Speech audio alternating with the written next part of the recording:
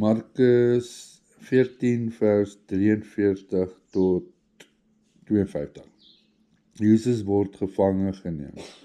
En dadelik terwyl hy nog spreek, terwyl Judas, wat een van die 12 was, en saam met hom groot menigte met swaarde en stokke gestuur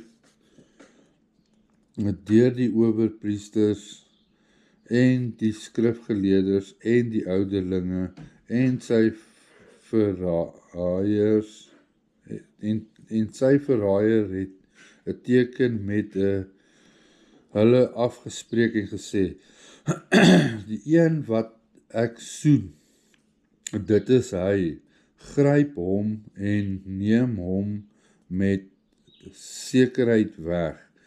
Toe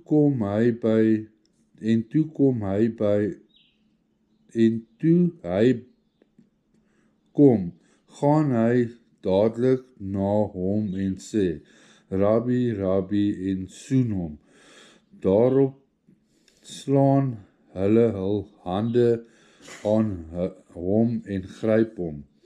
En een van die wat daar gestaan het, het sy swaard uitgetrek en die dienskneg van die hoëpriester geslaan en sy oor afgekap.